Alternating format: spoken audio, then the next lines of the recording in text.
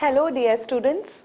So I am here today to discuss with you the AIIMS November 2018 questions, as we are not very far off from NEET PG 2019. So we should be all prepared with the questions with AIIMS 2018 also. So let's begin.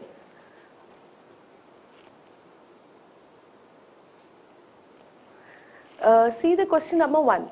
Here we are given a visual of an infant, a child with photophobia, lacrimation is most likely to have.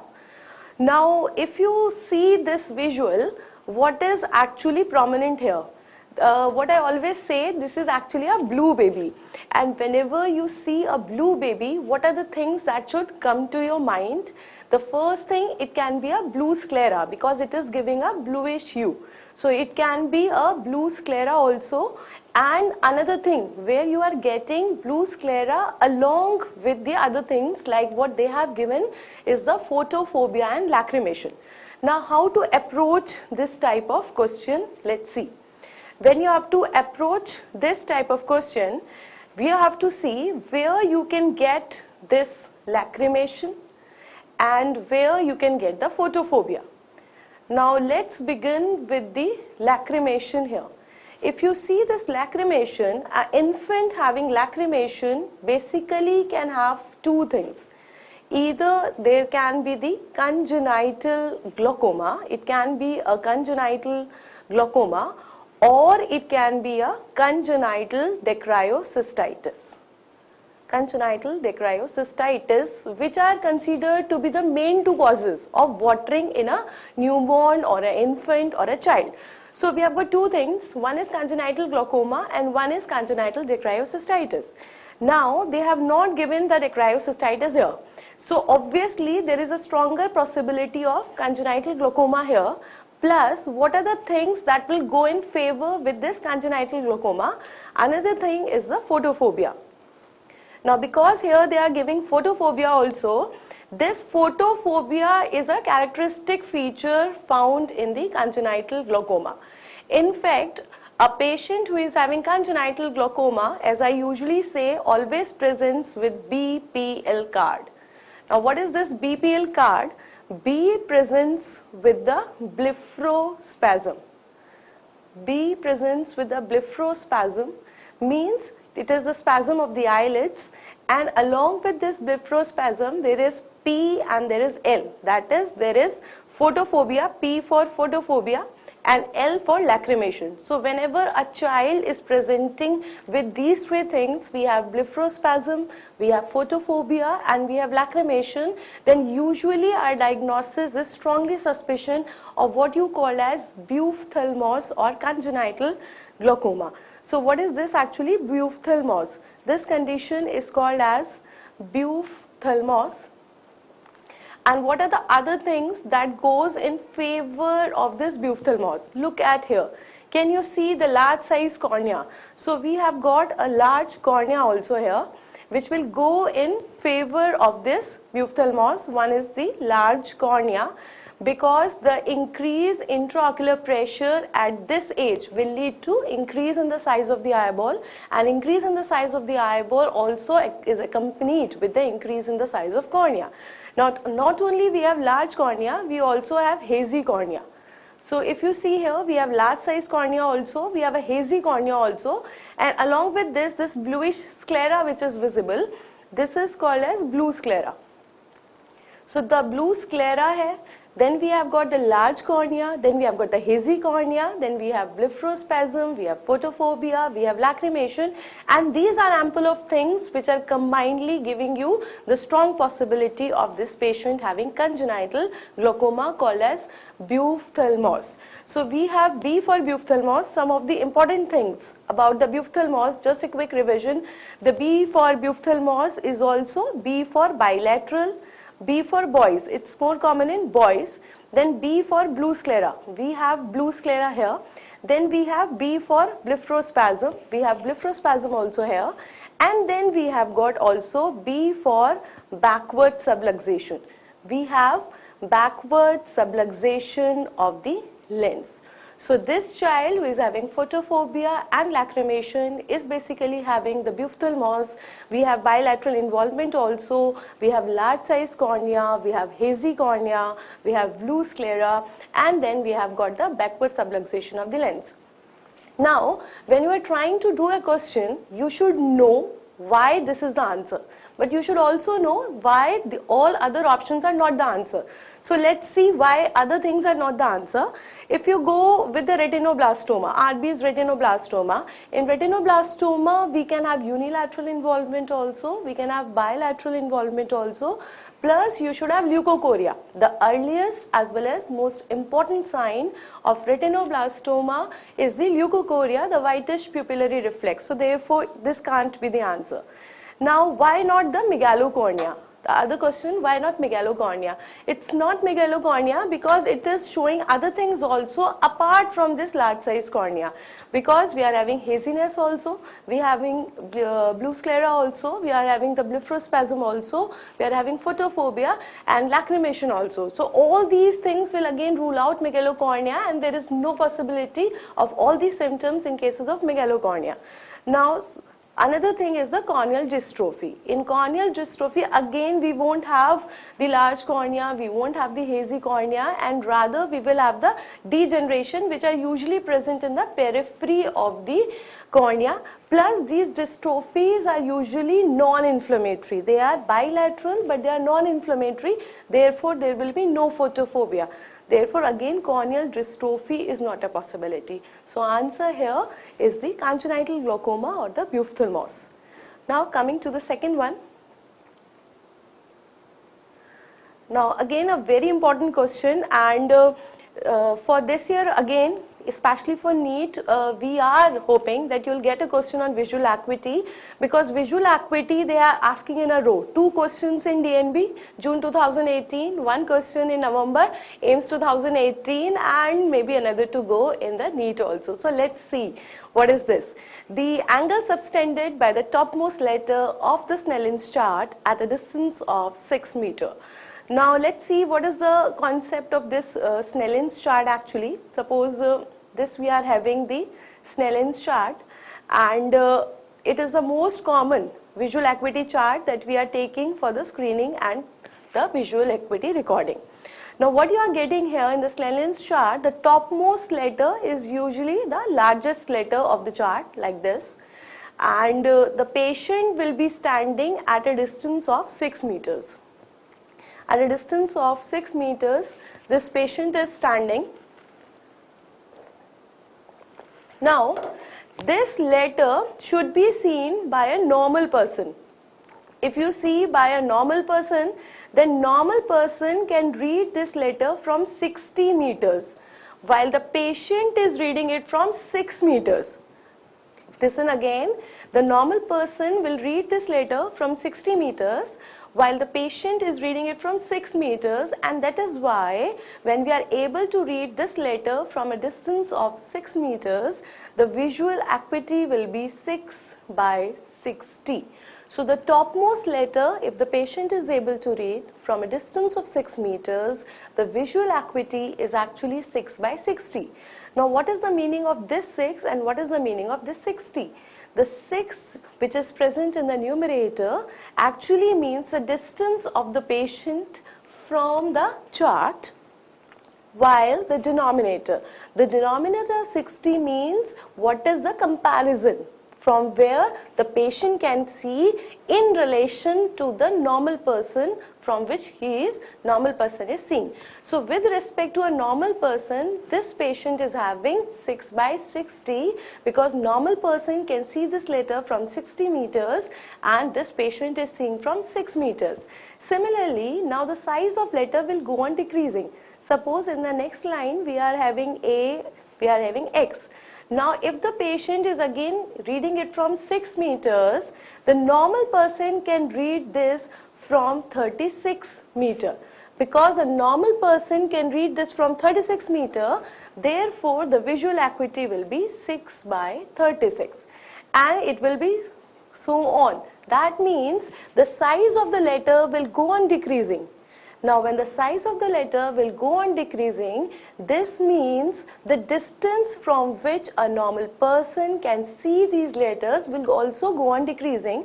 So it is 6 by 60, then 6 by 36, then we have 6 by 24, then we have got 6 by 18, then 6 by 12, and finally we have 6 by 6. So 6 by 6 means what? So we have got 6 by 12, and then we have got the 6 by 9, and then we have 6 by 6.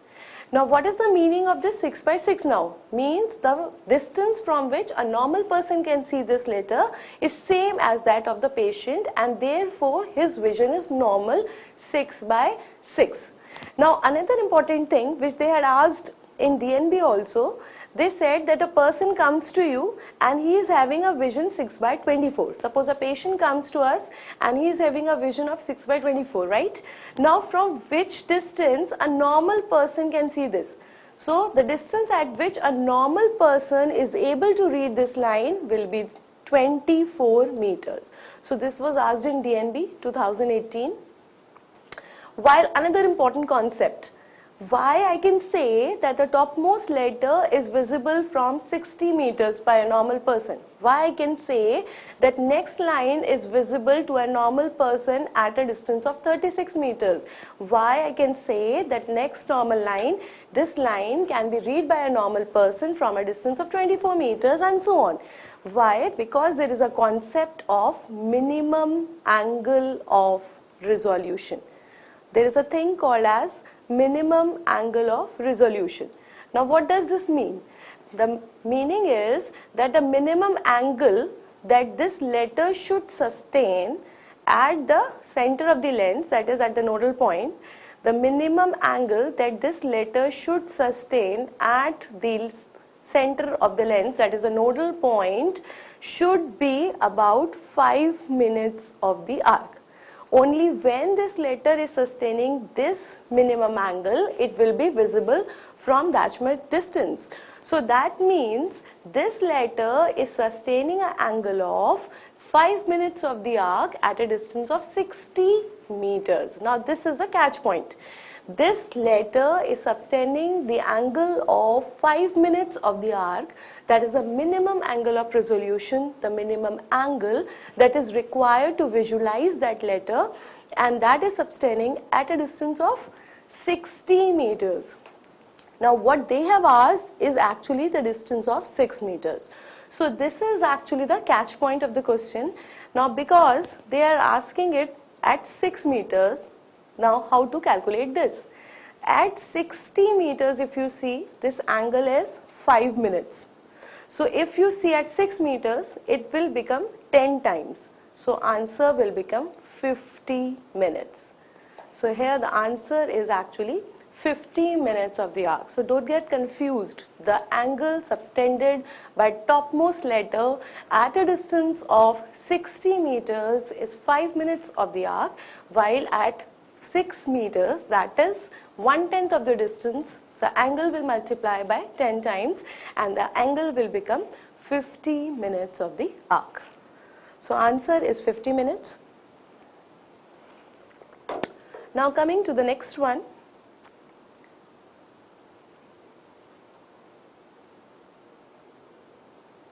Question number 3. Ocular feature of Sturge-Weber syndrome. Now this Sturge-Weber syndrome is actually a neurocutaneous syndrome, and usually we see one or more ocular feature in the neurocutaneous syndromes. Now out of the 5 basic, we have 5 neurocutaneous syndromes or the phacomatoses. Mainly we are concerned one with the neurofibromatosis. Then we are concerned with this one, the Sturge-Weber syndrome. And then we have the third one, which is important, and that is your tuberous sclerosis. We have tuberous sclerosis. Now, what are the different ocular features that we are getting in these syndromes? If I talk about the neurofibromatosis, then what all things we are getting here? In neurofibromatosis, we have got the cafe olate spots. These are the hyperpigmented patches that we are getting. Plus, we are also getting the seizures because it's a neurocutaneous syndrome, so we are getting a triad. And what about the ocular feature? Ocular feature here consists of the Lisch nodules.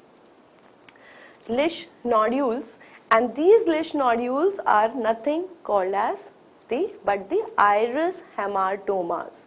They are nothing but the iris hematomas which are present over the iris all over.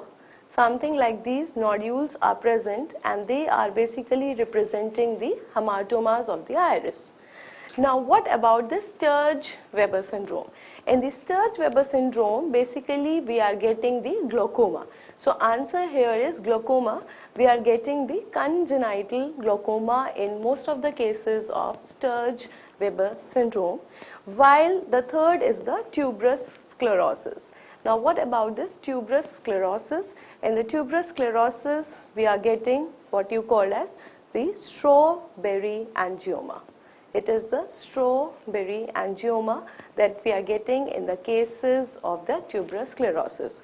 So, again, you should know what is the most important ocular feature present in all the three neurocutaneous syndromes or the phacomatoses. It is the Lisch nodules that we are getting in cases of the neurofibromatosis. Then we have congenital glaucoma in the Sturge-Weber syndrome, and then we have the strawberry angioma that you are getting in tuberous sclerosis. Coming to the next one.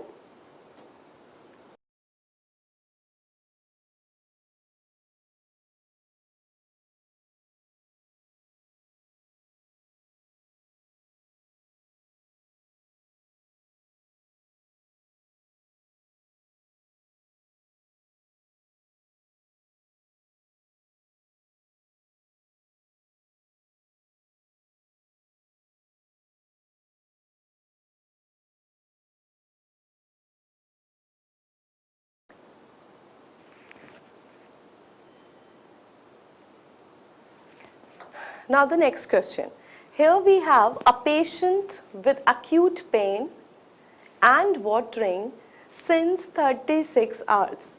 So we are having actually pain and watering since the 36 hours, means it is of sudden onset. So we have got a condition which is having sudden onset, plus it is having painful also. It's a painful condition along with a ulcer. So this type of ulcer which is causing sudden onset painful diminution of vision on presence on the cornea, along with the feathery margins, the rolled out edges, along with the hypopyon. Now we have to consider that ulcer which will cause watering also, which will cause pain also, which is acute in onset, along with the feathery margins and rolled out edges, along with the minimum hypopyon.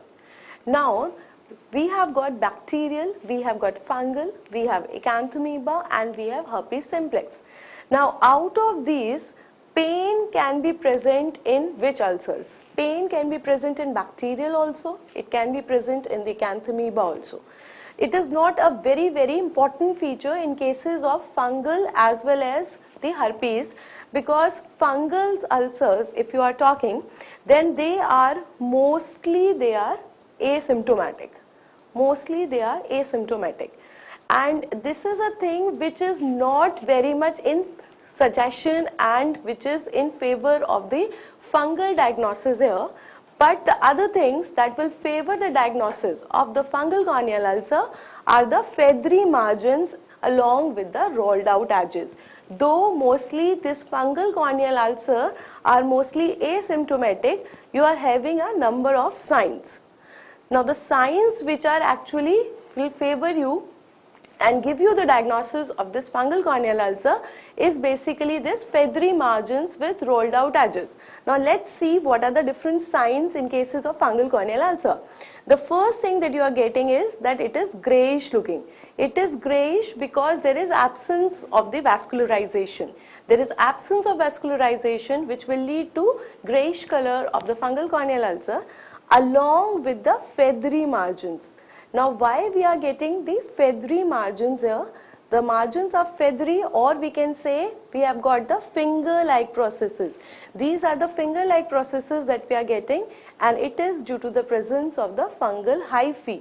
Along with the rolled out edges, we are also having the rolled out.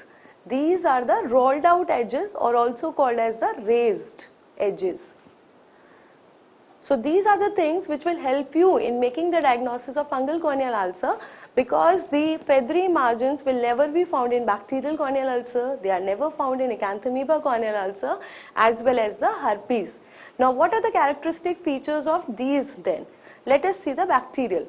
In the bacterial corneal ulcer, what will happen if the diagnosis is the bacterial corneal ulcer, then along with the pain, we will also have the vascularization.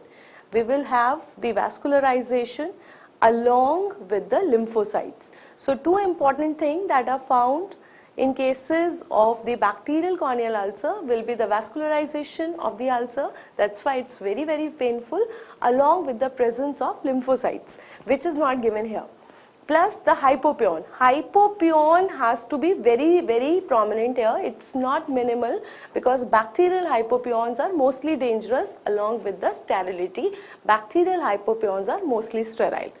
Now why it's not acanthamoeba? Acanthamoeba corneal ulcer is common in the contact lens users. So here we don't have any evidence of the contact lens use. Along with this, there is no ring abscess. We do not have any evidence that can lead to the presence of the ring-shaped abscess in the patient. And then finally we come to the herpes simplex.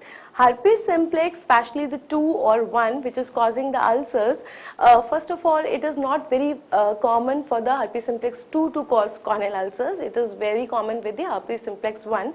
Plus the viral corneal ulcers, if it is viral corneal ulcers, then viral corneal ulcers are mainly causing the decreased corneal sensations. So rather being causing the pain, they are causing the decreased corneal sensations. And what is the characteristic feature of these viral ulcers? It is the dendritic ulcer. So if it is a dendritic ulcer, then it is the diagnosis goes in the favor of herpes. If it's a bacterial ulcer, then you should have a big hypopyon, you should have lymphocytes. Then if it's a acanthamoeba ulcer, then you should get evidence of the contact lens use, then the trauma with the vegetative matter. Trauma with the vegetative matter can cause fungal corneal ulcers also. Basically it's the soiling, because this is the free living amoeba present in the soil. Plus along with the radiokeratoneuritis, it is also causing the ring-shaped ulcer. So what we are left is with the fungal corneal ulcer. Yes, fungal corneal ulcers are usually asymptomatic, but they can cause pain. Being an ulcer, it can cause watering also, and surely it will show feathery margins along with the rolled out edges. Now the next one.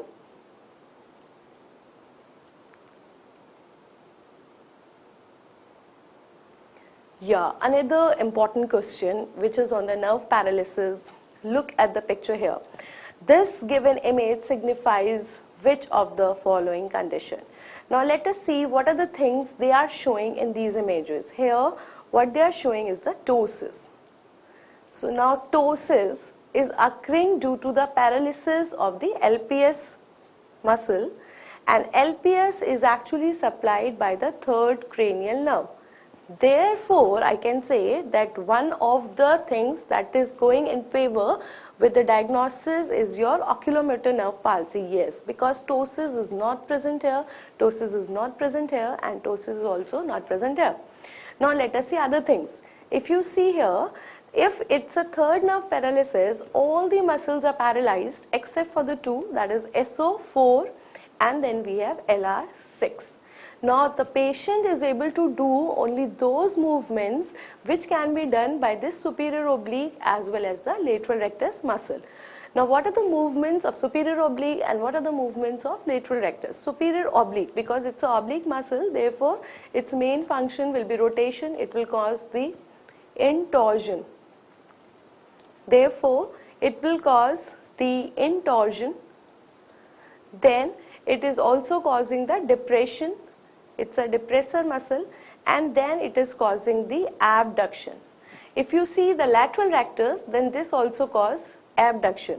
Now that means the patient will be able to do only those movements which are done by superior oblique as well as by the lateral rectus, and out of these muscles the two things which are very, very prominent is that both these muscles will be doing the abduction. So patient will be abducting his eye only, and he is not able to do the adduction. Then he is able to do the intorsion as well as depression. So if you see here, the patient is having the downward depression, that is depressor movement is normal. If you see, when the patient is seeing up, the eye is going out. So this is actually the down and out position. And down and out position of the eye, the downward and outward deviation of the eye along with the ptosis again signifies that it's a third nerve paralysis, which is the most important isolated nerve paralysis. Now otherwise too also, patients have students have posted me many times how to differentiate between the third nerve paralysis and the internuclear ophthalmoplegia.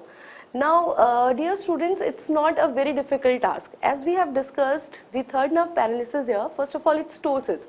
Ptosis will never be present in internuclear ophthalmoplegia. Plus, if you see here, there is limitation of every movement apart from intorsion, depression and abduction. While in cases of internuclear ophthalmoplegia, there is actually the limitation of only one movement, and that is limitation of the adduction, and that too in the affected eye. There is limitation of adduction and that too in the affected eye only. That's why there is no point of getting confused between the internuclear ophthalmoplegia and the third nerve paralysis. So answer here is the oculomotor nerve paralysis, that is the third nerve paralysis. Now coming to the next one. Now this is again an important topic. I always say that anti-glaucoma drugs always give you questions in AIIMS as well as in NEET. Now what they are saying actually here, that the patient is diabetic, and along with this diabetes he is having glaucoma along with CME. So basically the point of concern here is cystoid macular edema. The patient is having cystoid macular edema, and which of the following should be least preferred or which should not be used? Now point is that that drug that you should avoid here is a drug which can cause or which can precipitate or which can increase the risk of this cystoid macular edema in the patient, which is already present in the patient. Now let us see which of these drugs can increase the risk of or which can precipitate the cystoid macular edema. Now starting with the alpha agonist. Alpha agonist can cause the CME, but that is very, very rare. And basically the side effects of alpha agonists are the allergic reactions. They are very commonly causing the allergy, as well as they are also causing the tachyphylaxis. They are notorious for causing the tachyphylaxis. Now what is this tachyphylaxis? This means the tolerance. When you are using a drug for a very long time, it can cause tolerance, and you have to increase the dosage of this drug, and we cannot increase the dose of this drug. There is a limitation because of this allergic reactions. So answer is not alpha agonist here. Let us come to beta agonist. Beta agonists, first of all, they are not used as the anti-glaucoma drug. It is actually the beta blockers. Beta blockers are the anti-glaucoma drugs, and that too we can use here because beta blockers are mainly contraindicated in the cardiopulmonary diseases, like we have We have bronchial asthma, we have COPD, we have bronchitis, we have coronary artery diseases, etc. Now we have got two options. We have prostaglandin analogs and then we have got the pilocarpine. Now first come to pilocarpine. Pilocarpine is actually a miotic drug. Now the only problem that it can cause is due to the induced myopia. The problem that it can cause is the induced myopia, and again it has nothing to do with this cystoid macular edema. So by default also answer is this prostaglandin analogs. Let us see how. These prostaglandin analogs are actually the inflammatory mediators, and because they are inflammatory mediators, however it's not that common, it's rare, but because being inflammatory mediators, they can rarely, obviously they can cause rarely cystoid macular edema. And therefore, the answer is the prostaglandin analogs. Out of the four drugs, the drug that you should avoid in a patient having cystoid macular edema is the prostaglandin analogs.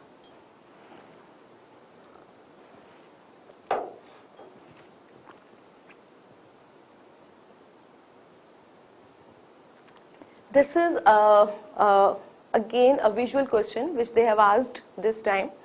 And if you see, they have given you a specs having the bifocals, because one is this glasses that is being used for the distance, and another part is this one which we are using as the near correction.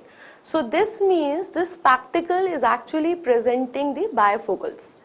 Now these bifocals, we can use them for the presbyopia, we can use them for pediatric pseudophakia also, and we can use them for aphakia also. Now the question is that what type of bifocal it is. First of all, go with the most common.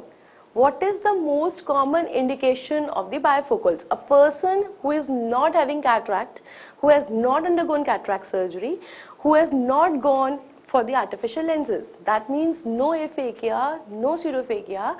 Then also after the age of 40 years, he will be requiring the reading glasses. Why these reading glasses are actually required after the age of 40 years? This is for your presbyopia. So this means the presbyopia will be the most common indication for the use of these bifocals. So according to that, the answer is bifocals for the presbyopia. Now, why it is not bifocals for pediatric pseudophakia or for adult aphakia? The reason is we do not very much prefer, we do not encourage the use of bifocals in cases of children. Now let's see what is the reason. The reason is when you are using this correction, the near correction, it is also down. Usually what we are doing, we are giving the distance correction in the upward gaze and we are giving this near correction in the downward gaze. Now we are assuming, by doing this, we are assuming that the near vision things, when we are supposed to see near, we are seeing only down. While the case may be different also, we may be seeing the near things in our primary gaze only and not down. And a child may not be able to accommodate these things. That is why we usually do not prefer giving bifocals in cases of pseudophakia.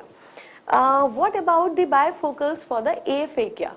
In cases of aphakia, basically aphakic person is a hypermetropic person. And aphakia is a highly hypermetropic condition, and that is why we are basically giving the distance correction here, and it is not firmly a bifocal. That is why the bifocals that we are giving aphakia is not a correct word, because these are the glasses which are having the distance correction.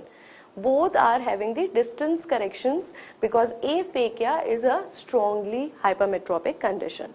So by default, the answer will be the bifocals for presbyopia. For presbyopia, one always require the bifocals. We need to give a distance correction, we need to give a near correction, which is not generally preferred in cases of children. That's why we are not giving. And the glasses that we are using actually for aphakia are not bifocals, they are for the distance correction. Thank you.